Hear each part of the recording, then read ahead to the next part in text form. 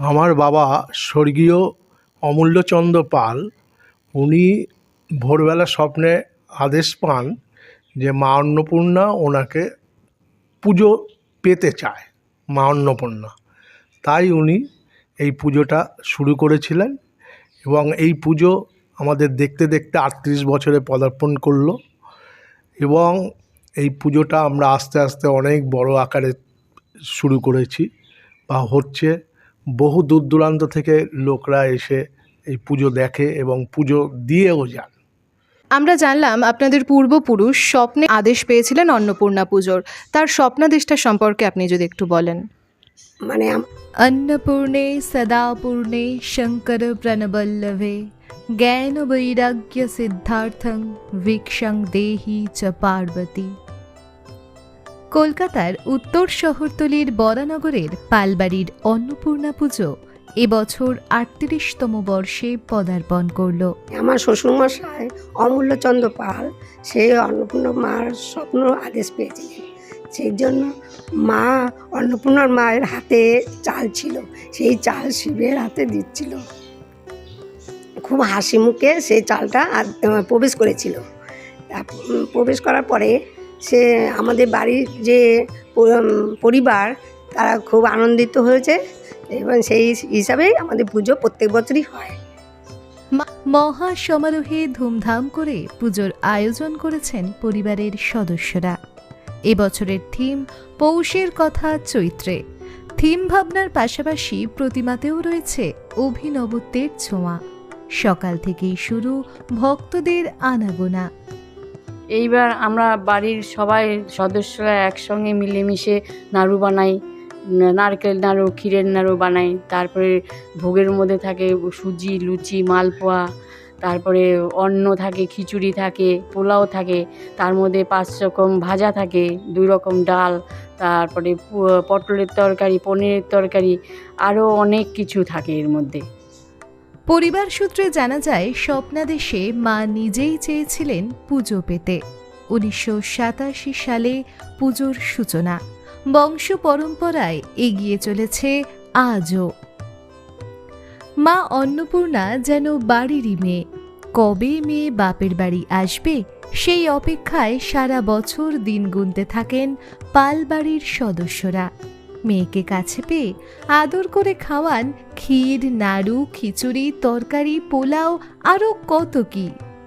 ১০৮টি দ্বীপ ও ১০৮ পদ্মে আবাহন জানানো হয় মাকে। আপনাদের প্রতিমায় একটা বিশেষত্ব আমি দেখতে পাচ্ছি, যেখানে জগন্নাথ দেব রয়েছেন, লক্ষ্মী রয়েছেন মা অন্নপূর্ণার সঙ্গে। এই বিশেষ ভাবনাটা কোথা থেকে এলো এবং আপনারা কেন এই ভাবনাটা নিয়ে এবার প্রতিমার রূপ দিয়েছেন? প্রত্যেক বাড়িতেই দেখা যায় যে মা অন্নপূর্ণার সাথে নন্দী ফিরিঙ্গি থাকেন, কিন্তু আমাদের বাড়িতে প্রত্যেক বছরই একটা নতুন থিমের সাথে আমরা বাবা ভোলানাথ এবং মা অন্নপূর্ণার সাথে নতুন নতুন চলচ্চিত্র বা নতুন নতুন ঠাকুরকে আমরা রাখি। যেমন ধরুন, কখনো আমরা এবারের থিম হচ্ছে জগন্নাথ এবং লক্ষ্মী দেবী। তার আগে আমরা নন্দবাবা এবং শ্রীকৃষ্ণকে রেখেছিলাম এবং বালকৃষ্ণ এবং বালগণেশও ছিল আমাদের থিমে। তো প্রত্যেক বছরই এটা আমরা একটা নতুন ভাবনার সাথে আমরা এটাকে পরিবর্তন করি, আর প্রত্যেক বছরই নতুন নতুন একটা করে আমরা থিম রাখি এরকমভাবে। এবছরের আমাদের থিম হচ্ছে জগন্নাথ দেব এবং মা লক্ষ্মীর বিবাহ হচ্ছে এখানে, তারা খৈদান করছেন। তো এই বছরের থিম এটা। নেক্সট টাইম আমরা আবার অন্যভাবে আমরা এটাকে আবার নতুনভাবে কিছু। প্রত্যেক বছরের মতো এবছরও পালবাড়ির প্রতিমায় রয়েছে চমক। দেবী অন্নপূর্ণা ও ভোলানাথের সঙ্গে রয়েছেন বর বধূ বেশে জগন্নাথ ও মা লক্ষ্মী। মায়ের মৃন্ময়ী রূপ দান করেছেন প্রখ্যাত মৃৎশিল্পী পদ্মশ্রী সনাতন রুদ্র পাল। বাড়ির পুজোয় থিম ভাবনা বিরল, তবে প্রাচীন বাংলার ঐতিহ্য সযত্নে লালন করতে চায় পালবাড়ির সদস্যরা।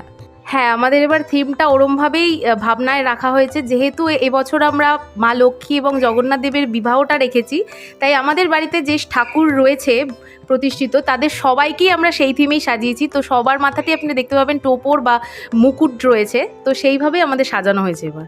পৌষের কথা চৈত্রে, এই থিম ভাবনা তারই প্রতিচ্ছবি।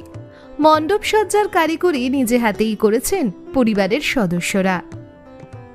মায়ের বিশেষ ভোগ হিসেবে পিঠেই কেন, চলুন শুনে নেওয়া যাক। আমাদের বিশেষ ভোগ হিসেবে পিঠে নিবেদন করা হয় শুনলাম আমরা। এই পিঠে ভোগটা আপনারা কেন পিঠে ভোগই দিচ্ছেন? কারণ আমাদের এবারকার থিম আপনারা দেখতে পাচ্ছেন পৌষ পার্বণ করা হয়েছে। তো আজকালকার দিনে মানে যেমন বাড়িতে পিঠে বানানো এইসব জিনিসটা পুরোটা উঠে যাচ্ছে। তো আমরা এবারে ঠিক করেছি যে এবার মানে মায়ের ভোগ হিসাবে আমরা পিঠে দেব। তো সেখানে আমাদের পুরোটাই আমাদের বাড়ির মহিলারা সব তৈরি করছেন, চালের গুঁড়ো থেকে শুরু করে সব কিছুই, পুরো ক্ষীর দেওয়া, পুরো পিঠে তৈরি করা সব কিছুটাই করছেন।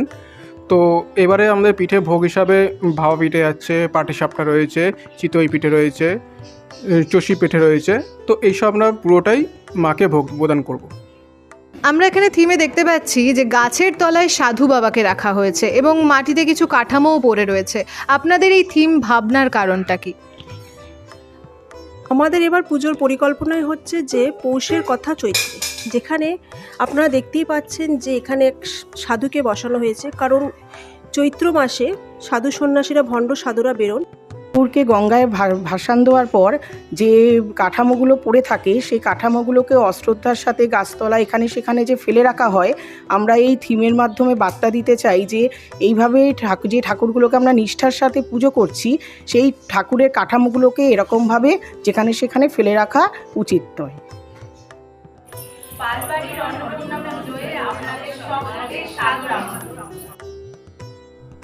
মণ্ডপসজ্জার মাধ্যমে ভণ্ড সাধু ও পরিত্যক্ত কাঠামো নিয়ে একটি বিশেষ বার্তা দিতে চেয়েছেন তারা।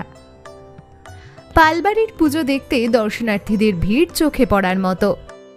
অন্নই পরম ব্রহ্ম, মা অন্নপূর্ণা আমাদের শেখান দান, ভক্তি আর শুদ্ধতার মাহাত্ম্য। পালবাড়ির সদস্যদের কাছে এই পুজো শুধু উৎসবই নয়, ভক্তি, ঐতিহ্য আর পারিবারিক বন্ধন। এই থিমটা এলো বলতে গেলে বাংলায় এখন বলতে পারো যে একটা হারিয়ে যাওয়া শিল্পকে এখানে তুলে ধরার চেষ্টা করা হয়েছে।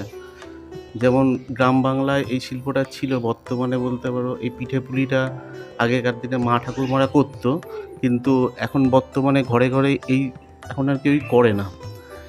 সেই জিনিসটাকে আস্তে আস্তে এখানে ফিরিয়ে আনা হয়েছে এবং প্যান্ডেলের এখানে চারিপাশে দেখতে পাচ্ছ যে তালপাতার সেপাই, এই পুরনো যে খেলনাগুলো বা এখনকার দিনের বাচ্চারা এগুলো জানি না এগুলো কী, এখানে নতুন কিছু একটা করার চেষ্টা করা হয়েছে, যে পুরনো জিনিসটাকে ফিরিয়ে আনা হয়েছে।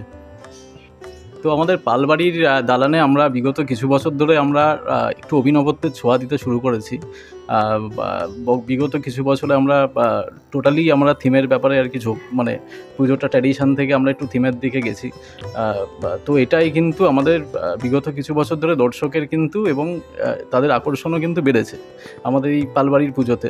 তো যথারীতি আমাদের এবছরও থিম কিন্তু সত্যিই একটা অভিনব এবং সেটাকে আমরা নতুন মাত্রায় দিতে চেষ্টা করেছি, যেটা হচ্ছে আমাদের এবছর কিন্তু পিঠে রিলেটেড আমাদের যেহেতু থিম, কাজেই তো যারা ধরুন পিঠের অনেকেই আছে যে আমরা কেনা পিঠে খাই যে কোনো দোকান থেকে, তো সেই ব্যাপারটাকেই আমরা দেখাতে চেষ্টা করেছি। পিঠের মধ্যে যে ভ্যারাইটি যেগুলো আছে সেটা আমরা টোটালটাই দেখাতে চেষ্টা করেছি এবং পিঠে যে আমাদের বানানো হয়েছে টোটালি কিন্তু পালবাড়ির সদস্য এবং টোটালি কিন্তু এটা কিন্তু আলাদা একটা মাত্রা দিয়েছে। তো আমরা চেষ্টা করছি এবছর পুজোটাকে নিয়ে আমরা সত্যিই একটা নতুন রকম রূপ দিতে চেষ্টা করেছি। আপনাদের এই ঐতিহ্যবাহী অন্নপূর্ণা পুজো, পালবাড়ির অন্নপূর্ণা পুজো আজ 38তম বছরে পদার্পণ করেছে। এই পুজোর ইতিহাস সম্পর্কে কিছু বলুন। আমার বাবা স্বর্গীয় অমূল্যচন্দ্র পাল, উনি ভোরবেলা স্বপ্নে আদেশ পান যে মা অন্নপূর্ণা ওনাকে পুজো পেতে চায়, মা অন্নপূর্ণা। তাই উনি এই পুজোটা শুরু করেছিলেন এবং এই পুজো আমাদের দেখতে দেখতে 38 বছরে পদার্পণ করলো এবং এই পুজোটা আমরা আস্তে আস্তে অনেক বড় আকারে শুরু করেছি বা হচ্ছে। বহু দূর দূরান্ত থেকে লোকরা এসে এই পুজো দেখে এবং পুজো দিয়েও যায়। আমরা জানলাম আপনাদের পূর্বপুরুষ স্বপ্নে আদেশ পেয়েছিলেন অন্নপূর্ণা পুজোর, তার স্বপ্নাদেশটা সম্পর্কে আপনি যদি একটু বলেন। মানে আমার শ্বশুরমশাই অমূল্যচন্দ্র পাল, সে অন্নপূর্ণা মার স্বপ্ন আদেশ পেয়েছিলেন। সেই জন্য মা অন্নপূর্ণার মায়ের হাতে চাল ছিল, সেই চাল শিবের হাতে দিচ্ছিল। খুব হাসি মুখে সেই চালটা প্রবেশ করেছিল। প্রবেশ করার পরে সে আমাদের বাড়ির যে পরিবার তারা খুব আনন্দিত হয়েছে এবং সেই হিসাবেই আমাদের পুজো প্রত্যেক বছরই হয়। মা অন্নপূর্ণাকে আপনারা বাড়ির মেয়ের মতোই দেখেন। বাড়ির মানুষকে আমরা যেমন খাবার নিবেদন করি, খাবার খেতে দিই, আপনারাও মা অন্নপূর্ণাকে তেমনই ভোগ নিবেদন করেন। এবছরের ভোগে আপনাদের বিশেষ আয়োজন কি থাকছে? এইবার আমরা বাড়ির সবাই সদস্যরা একসঙ্গে মিলেমিশে নাড়ু বানাই, নারকেল নাড়ু, ক্ষীরের নাড়ু বানাই। তারপরে ভোগের মধ্যে থাকে সুজি, লুচি, মালপোয়া, তারপরে অন্ন থাকে, খিচুড়ি থাকে, পোলাও থাকে, তার মধ্যে 5 রকম ভাজা থাকে, 2 রকম ডাল, তারপরে পটলের তরকারি, পনিরের তরকারি, আরও অনেক কিছু থাকে এর মধ্যে। আপনাদের প্রতিমায় একটা বিশেষত্ব আমি দেখতে পাচ্ছি, যেখানে জগন্নাথ দেব রয়েছেন, লক্ষ্মী রয়েছেন মা অন্নপূর্ণার সঙ্গে। এই বিশেষ ভাবনাটা কোথা থেকে এলো এবং আপনারা কেন এই ভাবনাটা নিয়ে এবার প্রতিমার রূপ দিয়েছেন? প্রত্যেক বাড়িতেই দেখা যায় যে মা অন্নপূর্ণার সাথে নন্দী ফিরিঙ্গি থাকেন, কিন্তু আমাদের বাড়িতে প্রত্যেক বছরই একটা নতুন থিমের সাথে আমরা বাবা ভোলানাথ এবং মা অন্নপূর্ণার সাথে নতুন নতুন চলচ্চিত্র বা নতুন নতুন ঠাকুরকে আমরা রাখি। যেমন ধরুন, কখনো আমরা এবারের থিম হচ্ছে জগন্নাথ এবং লক্ষ্মী দেবী। তার আগে আমরা নন্দ বাবা এবং শ্রীকৃষ্ণকে রেখেছিলাম, এবং বালকৃষ্ণ এবং বালগণেশও ছিল আমাদের থিমে। তো প্রত্যেক বছরই এটা আমরা একটা নতুন ভাবনার সাথে আমরা এটাকে পরিবর্তন করি, আর প্রত্যেক বছরই নতুন নতুন একটা করে আমরা থিম রাখি এরকমভাবে। এবছরের আমাদের থিম হচ্ছে জগন্নাথ দেব এবং মা লক্ষ্মীর বিবাহ হচ্ছে এখানে, তারা খৈদান করছেন। তো এই বছরের থিম এটা। নেক্সট টাইম আমরা আবার অন্যভাবে আমরা এটাকে আবার নতুনভাবে কিছু। আপনাদের একটা বিশেষ থিম আমি এখানে লক্ষ্য করছি, যেখানে বেশিরভাগ মূর্তি দেখা যাচ্ছে বিয়ের সাজে সেজেছেন, এবং মা অন্নপূর্ণার সঙ্গে দেবী লক্ষ্মী রয়েছেন, উনিও বিয়ের সাজে রয়েছেন, জগন্নাথও রয়েছেন বিয়ের সাজে, এবং থিমটাও সেই অনুযায়ী কি তৈরি করেছেন আপনারা? হ্যাঁ, আমাদের এবার থিমটা ওরমভাবেই ভাবনায় রাখা হয়েছে, যেহেতু এবছর আমরা মা লক্ষ্মী এবং জগন্নাথ দেবের বিবাহটা রেখেছি, তাই আমাদের বাড়িতে যে ঠাকুর রয়েছে প্রতিষ্ঠিত তাদের সবাইকেই আমরা সেই থিমেই সাজিয়েছি। তো সবার মাথাতেই আপনি দেখতে পাবেন টোপর বা মুকুট রয়েছে, তো সেইভাবেই আমাদের সাজানো হয়েছে এবার। আপনাদের থিম পৌষের কথা চৈত্রে, এবং সেই অনুযায়ী আপনারা এখানে সাজিয়েছেন। এখানে দেখতে পাচ্ছি পিঠে পুলি হচ্ছে, পৌষ পার্বণ একটা থিম রেখেছেন আপনারা। এই থিমটা ভাবনার এলো কোথা থেকে? এই থিমটা এলো বলতে গেলে বাংলায় এখন বলতে পারো যে একটা হারিয়ে যাওয়া শিল্পকে এখানে তুলে ধরার চেষ্টা করা হয়েছে। যেমন গ্রাম বাংলায় এই শিল্পটা ছিল, বর্তমানে বলতে পারো এই পিঠে পুলিটা আগেকার দিনে মা ঠাকুরমারা করতো, কিন্তু এখন বর্তমানে ঘরে ঘরে এই এখন আর কেউই করে না। সেই জিনিসটাকে আস্তে আস্তে এখানে ফিরিয়ে আনা হয়েছে, এবং প্যান্ডেলের এখানে চারিপাশে দেখতে পাচ্ছ যে তালপাতার সেপাই, এই পুরনো যে খেলনাগুলো বা এখনকার দিনের বাচ্চারা এগুলো জানি না এগুলো কী, এখানে নতুন কিছু একটা করার চেষ্টা করা হয়েছে, যে পুরনো জিনিসটাকে ফিরিয়ে আনা হয়েছে। তো আমাদের পালবাড়ির দালানে আমরা বিগত কিছু বছর ধরে আমরা একটু অভিনবত্বের ছোঁয়া দিতে শুরু করেছি। বিগত কিছু বছরে আমরা টোটালি আমরা থিমের ব্যাপারে আর কি মানে পুজোটা ট্র্যাডিশন থেকে আমরা একটু থিমের দিকে গেছি। তো এটাই কিন্তু আমাদের বিগত কিছু বছর ধরে দর্শকের কিন্তু এবং তাদের আকর্ষণও কিন্তু বেড়েছে আমাদের এই পালবাড়ির পুজোতে। তো যথারীতি আমাদের এবছরও থিম কিন্তু সত্যিই একটা অভিনব, এবং সেটাকে আমরা নতুন মাত্রায় দিতে চেষ্টা করেছি। যেটা হচ্ছে আমাদের এবছর কিন্তু পিঠে রিলেটেড আমাদের যেহেতু থিম, কাজেই তো যারা ধরুন পিঠের অনেকেই আছে যে আমরা কেনা পিঠে খাই যে কোনো দোকান থেকে, তো সেই ব্যাপারটাকেই আমরা দেখাতে চেষ্টা করেছি। পিঠের মধ্যে যে ভ্যারাইটি যেগুলো আছে সেটা আমরা টোটালটাই দেখাতে চেষ্টা করেছি, এবং পিঠে যে আমাদের বানানো হয়েছে টোটালি কিন্তু পালবাড়ির সদস্য, এবং টোটালি কিন্তু এটা কিন্তু আলাদা একটা মাত্রা দিয়েছে। তো আমরা চেষ্টা করছি এবছর পুজোটাকে নিয়ে আমরা সত্যিই একটা নতুন রকম রূপ দিতে চেষ্টা করেছি। আপনাদের বিশেষ ভোগ হিসেবে পিঠে নিবেদন করা হয় শুনলাম আমরা। এই পিঠে ভোগটা আপনারা কেন পিঠে ভোগই দিচ্ছেন? কারণ আমাদের এবারকার থিম আপনারা দেখতে পাচ্ছেন পৌষ পার্বণ করা হয়েছে। তো আজকালকার দিনে মানে যেমন বাড়িতে পিঠে বানানো এইসব জিনিসটাই পুরোটা উঠে যাচ্ছে। তো আমরা এবারে ঠিক করেছি যে এবার মানে মায়ের ভোগ হিসাবে আমরা পিঠে দেব।